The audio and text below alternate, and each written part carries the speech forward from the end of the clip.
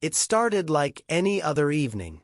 I was in the kitchen, cleaning up after dinner, enjoying the familiar sounds of utensils clinking and water running. Caitlin, my wife, was at her usual Tuesday fitness class, or so I thought. The house was quiet, routine, until the front door opened. "Hey," she called out, her voice unusually loud and rushed. I looked up to see her stepping inside, flushed, hair damp and sticking to her neck, her sneakers thudding against the floor as she kicked them off. She tossed her hoodie onto a chair without her usual care. "Did you run all the way home from the gym?" I joked, drying a plate. She froze for a split second before laughing nervously. "Yeah, something like that." She grabbed a water bottle from the counter, unscrewed the cap, and downed nearly half of it in one go. That's when I caught it. A faint whiff of something off, a mix of alcohol and sweat. But I didn't say anything. Maybe she'd had a drink with friends after her class? It wasn't impossible. Still, it didn't sit right. "I'm going to take a shower," she said quickly, heading toward the bathroom. Her pace felt different, hurried, like she couldn't get away from me fast enough.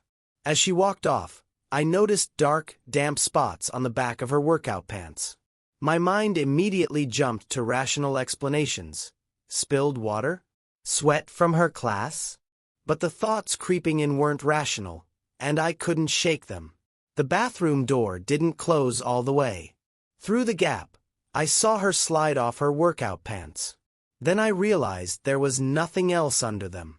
I stood there, gripping the counter, my heart pounding as my mind raced. The lingering scent of alcohol, the damp spots, the urgency in her step, it all felt wrong. I wanted to ask her outright, to demand an explanation, but I hesitated. I don't even know what made me do it. Maybe it was the unease gnawing at me since Caitlin walked through the door, or maybe it was the way she rushed into the shower like she was trying to wash something away. Whatever it was, I found myself walking toward the bathroom. Her sweatpants were crumpled by the sink, and something else caught my eye, a faint light reflecting off her phone. It sat there, silent, but suddenly felt like the loudest thing in the room. I stood there for what felt like forever, my hand hovering above it. Picking it up would mean crossing a line, and I wasn't sure I was ready for what might be on the other side. But the nagging questions wouldn't stop. I grabbed it and slipped back into the living room, the sound of the shower covering my retreat. When I turned on the phone, the screen lit up immediately. One message stood out. "I can still feel your hands on me.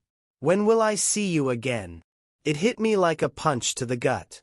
My vision blurred for a second, but I didn't stop. With shaking hands, I opened the message thread. The name at the top read Ted. Scrolling through the conversation, it all became painfully clear. Their messages weren't just flirtatious, they were detailed, intimate, and damning. They wrote about their meetings at hotels, bars, and a weekend Caitlin had claimed was for self-care. Every word felt like another crack in my chest. The photos weren't explicit, but they didn't need to be. There was one of Ted smiling, casually taken like they were on a date. Another showed their hands intertwined, a small but intimate gesture. The tone of their messages went beyond physical attraction. It was emotional, confessional. Ted wasn't just a fling. He was someone Caitlin trusted. One of his last messages read, "I can't wait to hug you again." Caitlin's response? "Soon. I'll find a way. I always do for you." I sat there, staring at the screen, feeling a quiet rage building inside me. This wasn't a one-time mistake. This was deliberate. Calculated. It had been going on for months, maybe longer. She had lied to me repeatedly, each time with a straight face, and I had believed her. The sound of the water running in the bathroom pulled me back to the moment. My hands stopped shaking. The truth was undeniable now.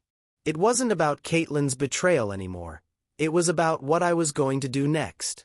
I was sitting at the kitchen table when she walked in. Her damp hair clung to her neck, and a trail of steam followed her like a ghost. I held her phone in my hand, its screen dark now but feeling heavier than it should. She noticed it immediately. "Why do you have my phone?" she asked casually, but her tone didn't match her expression. For a split second, something flickered across her face. Surprise, annoyance, before she smoothed it over with practiced ease. She sat across from me, leaning back like she didn't have a care in the world. Her posture was relaxed, almost defiant, and there was something in her eyes that I couldn't quite place. It wasn't fear. It was arrogance. "Tell me the truth," I said, my voice steady despite the storm inside me. "No excuses. Just the truth." She tilted her head, smirking like this was a game she'd already won. "You already know," she said, waving a hand at the phone. "Why are we even having this conversation?" It hit me harder than I expected. Not the admission, I'd seen enough to know, but the way she said it. Like it didn't matter, like none of this mattered. "Why?" I asked, leaning forward. "Why would you do this?" She shrugged, her smirk fading into something colder. "Because I wanted something different," she said. "You're always so serious, always working. I needed something more. Fun." Her words cut deeper than I thought they would. "Fun," I said, my voice rising. "You're blaming this on me? On my work?" She rolled her eyes. "You're always busy. You barely notice me half the time. What did you expect?" I slammed the phone down on the table, the sound echoing in the room. "I noticed you lying. I noticed you sneaking around. Don't you dare put this on me." Her confidence wavered, but only slightly. "You've been emotionally distant for years," she snapped. "You think I wanted to lie? You made it easy to justify." I shook my head, disgusted by her excuses. "You don't get to rewrite history to make yourself feel better. This isn't about me. It's about you. Your choices. Your lies." For a moment, the room was silent except for the sound of our breathing. Then I said, "You need to leave. Tonight. We're done." Her composure finally cracked. Her eyes widened, and for the first time, she looked genuinely shaken. "Wait," she started, but the words didn't come. She must have realized there was no point. I stood up, leaving the phone on the table. "You made your choice. Now I'm making mine." As I walked away, I heard her quiet sigh, like the weight of what she'd done was finally sinking in. But it didn't matter anymore. The bedroom was unnervingly quiet. I sat on the edge of the bed, my bed now, staring at the blank wall as her betrayal echoed around me, loud and inescapable.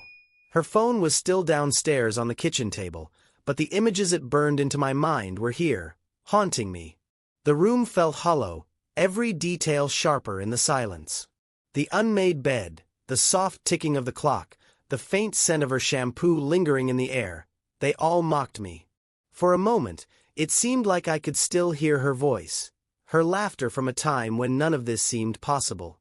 I tightened my grip on the edge of the mattress, the first waves of anger rising like a tide. It came sharp and all-consuming, at how unapologetic she had been, how effortlessly she had dismissed our life together. How could she sit there, smug and defiant, as though her betrayal was just a minor inconvenience? The audacity of it made my chest burn. But anger never stays. It burns out quickly, leaving behind something colder and heavier. Sadness crept in, weighing me down as the truth of it all sank deeper. The lies, the broken trust, the years of believing her, it all unraveled, leaving me raw and hollow. I thought back to the signs I'd ignored, the instincts I'd suppressed because I wanted to believe her. The late nights, the gym sessions, the way she'd kept her phone glued to her side. How many times had I made excuses for her? How many times had I told myself I was imagining things? It all seemed so obvious now, like a puzzle I'd been too blind to solve. Trust, once broken, destroys everything built on it. The thought echoed in my head, sharp and unrelenting. There was no coming back from this, no way to rebuild what she had so carelessly destroyed. By the time I went back downstairs, the decision had solidified in me. She was still sitting at the kitchen table, her arms crossed, her expression a mixture of irritation and arrogance. She didn't look remorseful. If anything, she looked annoyed that I'd disrupted her night. "You need to leave," I said, my voice steady. "Tonight." Her head snapped up, her eyebrows knitting together in disbelief. "What?" "You heard me," I said. "I'm not spending another night under the same roof as you. Pack your things and go." She let out a bitter laugh, shaking her head like I was being unreasonable. "You can't just kick me out. This is my house too. Where am I even supposed to go?" I didn't flinch. "That's not my problem. You made your choices. Now I'm making mine." She leaned forward, her voice rising as her anger flared. "You don't get to make that decision. I'm not going anywhere." But I didn't back down. "You forfeited your right to stay here the moment you betrayed me. I've already taken precautions." I motioned toward her phone on the table. "I have screenshots of the messages and photos you sent him. They're on my phone now." Her composure wavered, the confidence in her voice cracking slightly. "You're really doing this?" she asked, her tone softer, almost disbelieving.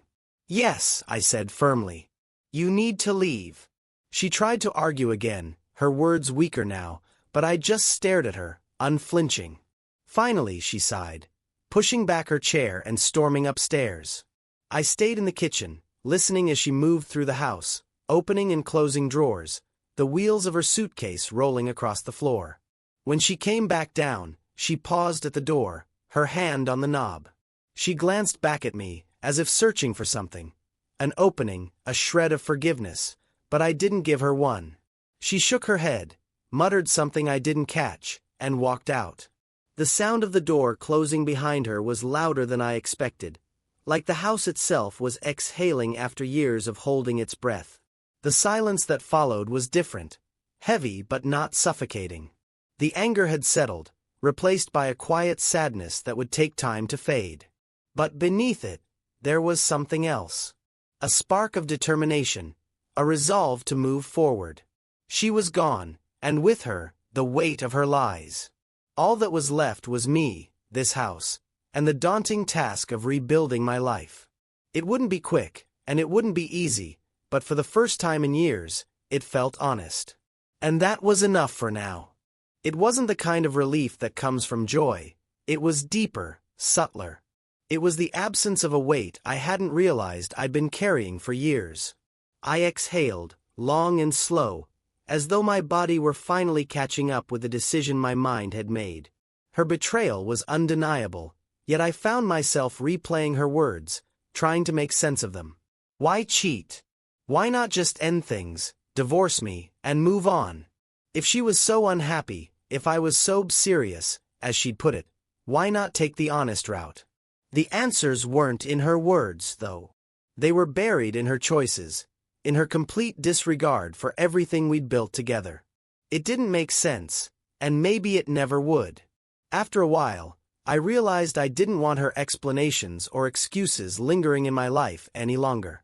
I picked up my phone and blocked her contacts, her number, her email, even her social media accounts. It wasn't out of anger or spite, though I'd be lying if I said I didn't feel a flicker of satisfaction as I did it. It was for my peace, for my self-respect. That chapter of my life was closed, and I had no intention of reopening it. The next morning, I woke up with a sense of purpose I hadn't felt in years. My first call was to a divorce lawyer. There was no point in delaying the inevitable. I explained the situation as calmly as I could, outlining what I'd found and what I wanted to do. I'd also frozen our joint accounts. It was a practical move, one I'd thought through the night before.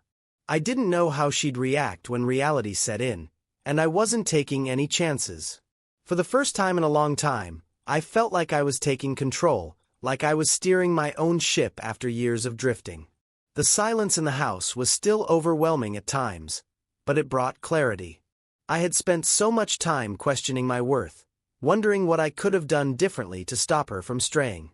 But as I sat alone in the stillness, I realized her betrayal wasn't about my failures as a husband. It was about her inability to honor her commitments.